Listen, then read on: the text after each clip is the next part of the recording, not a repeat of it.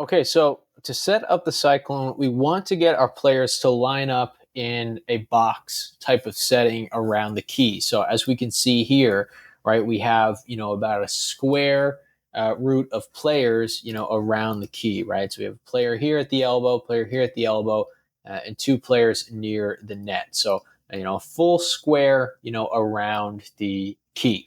Okay, we're also going to have our point guard, above the 3-point line. The key to this one is we want to have our point guard on the side of the floor, right? We don't want to have our point guard right here in the middle. We want to have our point guard on the side of the floor. Now, how you start this, if you want to start the play with your point guard here and then bring them to the side of the floor with the basketball, that's fine as well. But, either way, we just want to get our point guard here on the side of the floor. So maybe let's say, for the sake of drawing this out, that they'll start in the middle, right? And then we'll move them over to the side of the floor.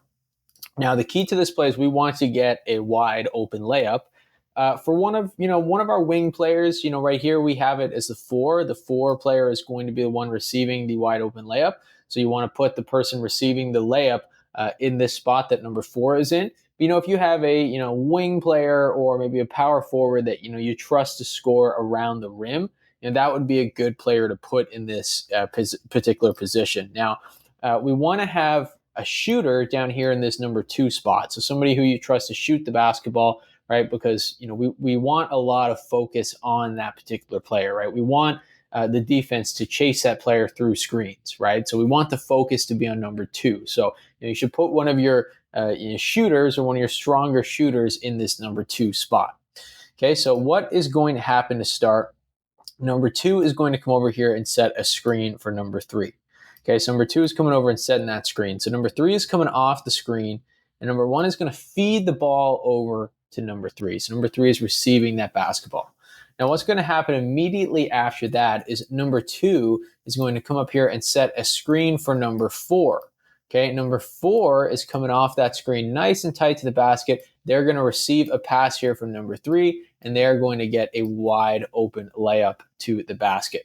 Now, there are a few things that you can do to make this easier, right? If you want to have number 5 kind of pop outside the 3-point line once that screen action is taking place, I don't think there's any, negative side to that as well. We can bring that defender outside the 3-point line.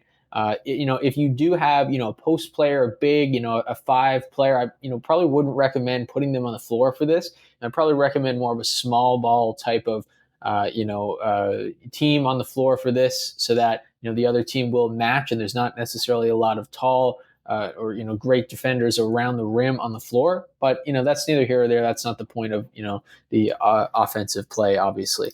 So let's kind of look at it again. And again, we want to have number 2 here, who is going to be our shooter that we kind of want people to chase around the floor, right? And number 1 is our point guard. So it starts off again. We have that screen being set here for number 3. Right, number 3 is coming off that screen. Which way they come off the screen doesn't really matter too much. Right, we're going to feed them the basketball. Now let's say they get it maybe inside the 3-point line a little bit. And if number 1 needs to dribble, a little bit closer to get the ball to number 3, that's okay as well. Obviously, we're just kind of drawing it out here. Right, and then, like I said, number 2 is going to set that screen here for number 4. Again, if you want to do this outside the key a little bit, that's okay too. All right, but let's just say it happens at the elbow. Maybe we can have number 5 pop to create some extra room there, and then we're going to have a wide open layup here for number 2. So like I said, this play, results in a wide open layup. It's one of my favorite plays of all time. I've loved using it. I've used it with teams as young as 5th grade to all the way up into high school teams as well. It's not something you want to run over and over and over again because eventually teams will catch on. But if you want to have a heavy hitter, maybe 1 or 2 times per game that will result in a wide open layup, this is a great one for that. Great play for that. So let's take a look at, a team running this in action so we can kind of visualize it better to add it to our playbook.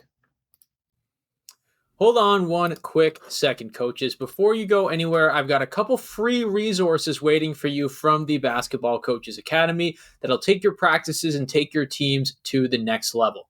First off, grab your complete guide to the continuous motion offense, which breaks down exactly how to teach your players to play the game, not just run plays. You'll learn what continuous motion offense really means, proven drills to build it, and how to run a motion offense continuously. We have lots of different things in this guide. We have video demonstrations, we have diagrams, we have descriptions, everything that you would need. If you want your athletes to develop real basketball IQ, this is the starting point. The second item that I have for you is the 5 must-have out-of-bounds plays for all ages. These are game-tested sets that you can run with youth or high school teams. We have baseline out-of-bounds, we have sideline out-of-bounds, all free for you. They're simple to teach, tough to guard, and each play includes clear diagrams and coaching points so your team stops wasting possessions.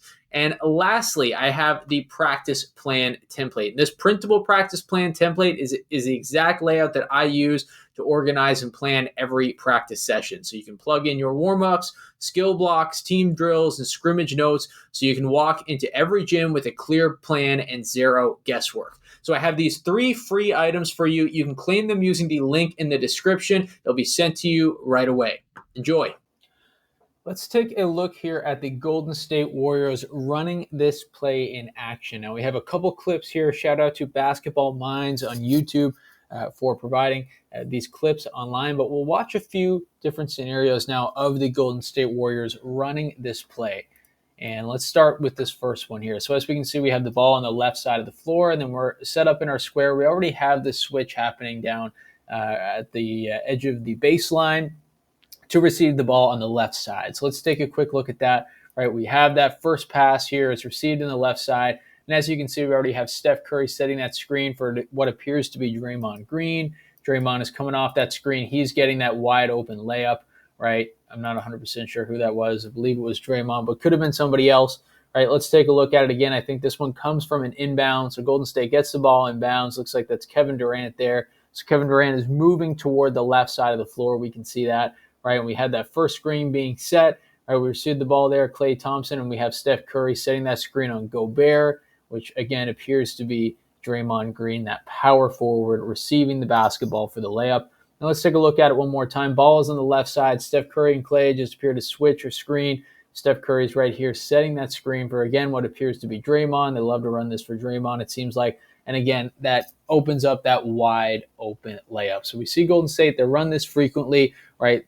You know, Golden State is a team that loves to shoot three-point shots. We get that. They love to shoot threes, but, you know, they also see, you know, many opportunities here for wide open, easy layups, you know, which, you know, you can never go wrong with at the end of the day.